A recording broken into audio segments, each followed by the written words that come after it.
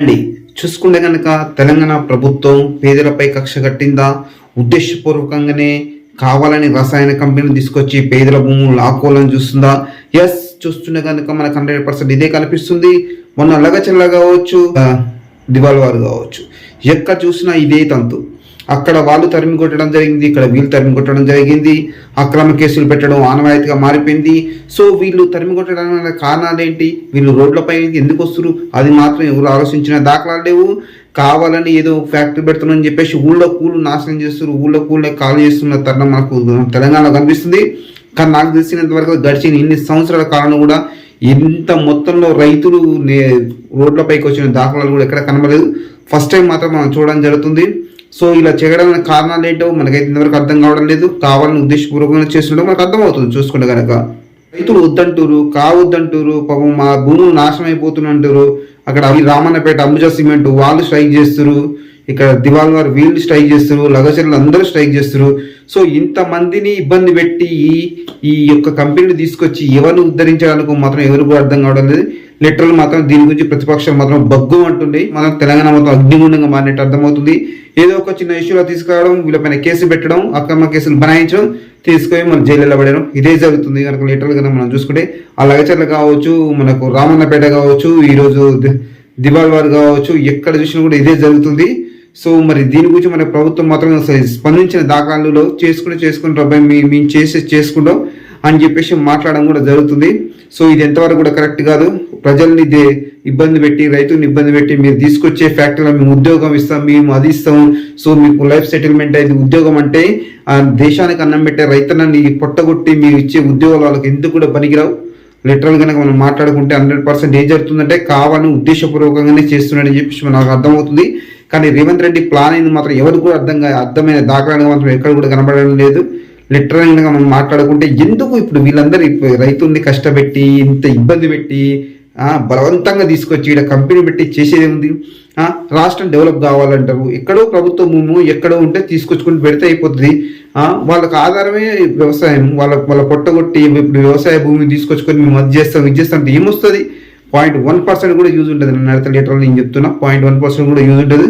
వాళ్ళు నిరసన వ్యక్తం చేస్తూ వద్దు బాబు మేము మా భూములు ఏమని చెప్పేసి వాళ్ళు చూసుకుంటే కనుక నిర్మల్ జిల్లాలో మొత్తం పురుగు మందు డబ్బాలు పట్టుకుని వచ్చి మేము చావనైనా చస్తాం కానీ మా భూములు ఏమని చెప్పేసి అంటారు. సో ఒక రైతుని చంపి భూమి తీసుకొని లాక్కుని ఇథనాల్ ఫ్యాక్టరీ పెట్టుకుంటాం, అది పెడతాం ఇది పెడతాం అనేది అది 100% కరెక్ట్ కాదు. రైతు బాగుంటుంది, రాష్ట్రం బాగుంటుంది, రాష్ట్రం బాగుంటుంది, దేశం బాగుంటుంది. ఏదైనా కూడా ప్రతి దేశానికి వెన్నెముక రైతు అని చెప్పేసి మనం డబ్బాలు కొట్టుకుంటున్నాం. కానీ లిటరల్ కనుక చూసుకుంటే గత 11 నెలల నుంచి మొదలుకుంటే ప్రతి ఒక్కరు రోడ్ల మీదకి వచ్చిన దాఖలాలే కానీ రోడ్ల మీకు రాని వాళ్ళు ఎవరు లేరు. ప్రతి ఒక్కరు స్టూడెంట్స్ నుంచి మొదలుకొని నిన్న ఫార్మా బాధితులు కావచ్చు, ఇథనాల్ ఫ్యాక్టరీ బాధితులు కావచ్చు, నిరుద్యోగులు కావచ్చు, హైదరాబాద్ కావచ్చు, మూసీ బాధితులు కావచ్చు, అందరు రోడ్ల మీదకి వచ్చి ధర్నాలు, స్ట్రైకులు, రాస్తారోకలు చేస్తున్నారు అని చెప్పేసి మనం మాట్లాడుకోవచ్చు. మరి ఎందుకు ఇప్పుడు ప్రజలకు ఇష్టం లేకుండా ఇంత బలవంతంగా తీసుకొని ఫ్యాక్టరీలు కట్టి చేసేది ఏముంది అని చెప్పేసి మనం మాట్లాడుకుంటే దీని గురించి ప్రతిపక్షాలు చెప్పిన విషయం ఏంటంటే కొన్ని కంపెనీలకు అమ్ముడు పోయి ఇలా చేస్తుందని చెప్పేసి కూడా మాట్లాడడం జరుగుతుంది. మొన్న చూసుకుంటే కదా లగచర్ల వాళ్ళైతే నిర్దాక్షిణ్యంగా కూడా కొట్టడం జరిగింది. కొంతమంది వాళ్ళు చూపెట్టడం కూడా అసలు ఏం చేస్తున్నారు, అసలు వీళ్ళు ఇదేనా ప్రజాపాలన అని చెప్పేసి కూడా మనం మాట్లాడుకోవచ్చు. లిటరల్గా మనం మాట్లాడుకుంటే చాలా దారుణమైన విషయం ఇది. ఇలాంటి పరిస్థితి చాలా దారుణమైన విషయం. ఇలాంటి పరిస్థితి మాత్రం రాకూడదు. ఎట్టి పరిస్థితుల్లో ప్రజలకు ఇబ్బంది పెట్టి ఏ కంపెనీ కావచ్చు, ఏ యొక్క ఫ్యాక్టరీ కావచ్చు, ఏది కూడా పెట్టడానికి వీల్లేదు 100%. అది ఏ ప్రభుత్వం అయినా ఉండని, అది బీఆర్ఎస్ ప్రభుత్వం ఉందా, బీజేపీ ప్రభుత్వం ఉందా, ఏ ప్రభుత్వం ఉందనే కాదు, ప్రజలకు ఇబ్బంది పడి, ప్రభుత్వానికి ఇబ్బంది, ప్రజలకు ఇబ్బంది పడి, రైతులను ఇబ్బంది పెట్టి, రైతుల పొట్టగొట్టి మీరు పట్టే ఫ్యాక్టరీ వల్ల ఏం ఉపయోగం ఉంది? వాళ్ళు మీరు పెట్టే ఫ్యాక్టరీని అన్నం పట్టిస్తే ఒక 1000 మందికి 10,000 మందికి అన్నం పెట్టగలుగుతారు వాళ్ళు. మీరు పెట్టే ఫ్యాక్టరీ వల్ల ఏముంది? ఒక 10 ఎకరాలు 10-15 కిలోమీటర్లు మొత్తం కాలుష్యం ఏర్పడుతుంది. మొత్తం అక్కడ పంటలు బండవు, చాలా దారుణమైన పరిస్థితి ఏర్పడుతుందని చెప్పేసి వాళ్ళు వద్దురో బాబు వాళ్ళు మొత్తుకుంటుంటే మీరు ఇస్తారా చస్తారా, ఎట్టి పరిస్థితుల్లో మీరు ఇచ్చి తీరాల్సిందే, మీరు ఇవ్వకపోతే మేము బలవంతంగా గుంజుకొని తీరుతామని చెప్పేసి ఇంత దారుణంగా మాట్లాడుతుంటే లిటరల్ చాలా దారుణమైన విషయం ఇది. మరి దీని గురించి మాత్రం ప్రభుత్వంలో చీమ కుట్టినట్టు కూడా లేదని చెప్పేసి మనం మాట్లాడుకోవచ్చు. సో దీని గురించి స్పందించి ఒక కమిషన్ వేసి అసలు వీళ్ళ సమస్యలు ఏంది, వీళ్ళు ఎందుకు పోరాడుతున్నారు, అసలు వీళ్ళు స్ట్రైక్ చేయడానికి కారణాలు ఏంటి, వీళ్ళు దాడి చేయడానికి కారణాలు ఏంటి, అవి వెతుక్కొని వాటిని సాల్వ్ చేసినప్పుడే ఇది సాల్వ్ అవుతుంది. కాబట్టి ఎప్పుడైనా కూడా ఒక కంపెనీ ఏర్పాటు చేయాలంటే ముందు ప్రజాభిప్రాయ సేకరణ చేయాలి. వాళ్ళు ఒప్పుకుంటేనే చేస్తేనే అది సజావుగా సాగుతుంది. లేకుంటే వీటిలో రోడ్డు మీదకి వచ్చేసి పురుగు మందు డబ్బాలు పట్టుకొని వచ్చేసి రాళ్ళు రువ్వుతూ అలజడి సృష్టిస్తారు.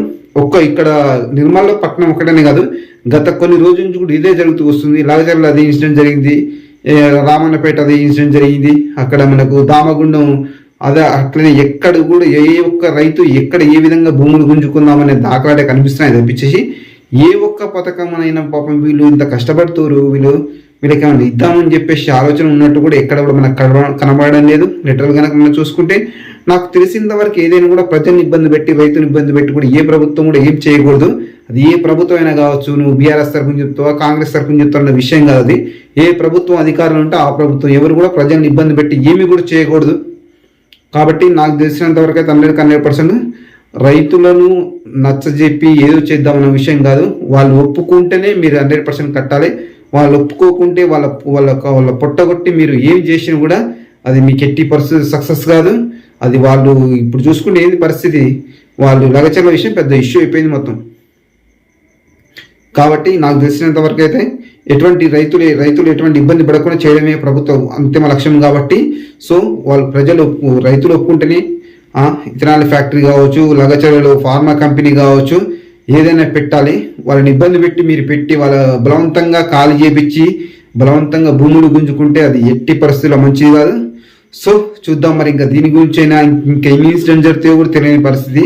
ఇంకా మనకు కొడంగల్లో కూడా ఇంకొక ఫ్యాక్టరీ వస్తుందని చెప్పేసి కూడా ఇన్ఫర్మేషన్ వస్తుంది. సో చూద్దాం మరి ఇకనైనా కూడా ప్రభుత్వం మారి ప్రజల అభిష్టానం మేరకి కంపెనీలు పెడుతుందో లేదో మనం వేచి చూడాలి. Okay, thank you.